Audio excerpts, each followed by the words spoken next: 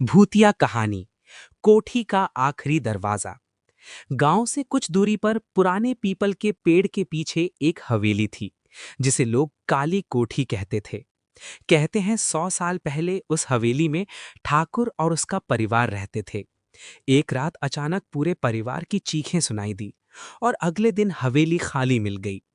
तब से कोई वहां टिक नहीं पाया। सागर नाम का एक नौजवान जो भूत प्रेत पर यकीन नहीं करता था, दोस्तों की चुनौती पर उस हवेली में रात बिताने गया।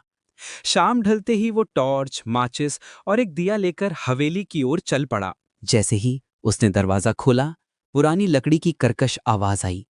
अंदर घुसते ही उसे लगा जैसे कई आंखें उसे देख रही हों।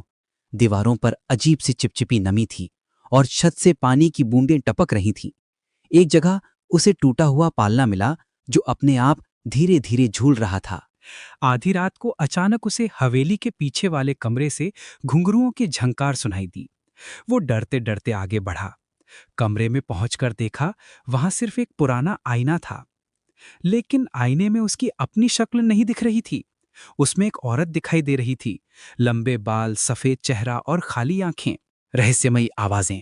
औरत ने मुस्कुराते हुए कहा, इतनी देर लगा दी, हम तुम्हारा ही इंतजार कर रहे थे। दरवाजों का बंद होना। सागर ने डरकर पीछे हटना चाहा, मगर पीछे का दरवाजा खुद ब खुद बंद हो गया। अब हवेली की सारी खिड़कियां, दरवाजे बंद थे। चारों ओर से फुसफुसाहट आने लगी। भाग नहीं सकते, यहां से कोई नहीं जाता। खून की दीवारें। अचानक दीवारों पर खून बहने लगा। फर्श पर लाल धब्बे फैल गए। टॉर्च बंद हो गई, दिया बुझ गया। अंधेरे में उसे लगा कोई उसके गर्दन के पास सांस ले रहा है। आखिरी रहस्य। सागर चीखते हुए भागा और किसी तरह हवेली के तहखाने में जा पहुंचा। वहां उसने देखा, लकड़ी के ताबूत की कतार रखी थी। हर ताबूत पर एक नाम लिखा था और आखिरी ताबूत पर ताजा नाम, सागर। उसके हाथ पांव सुन्न हो गए।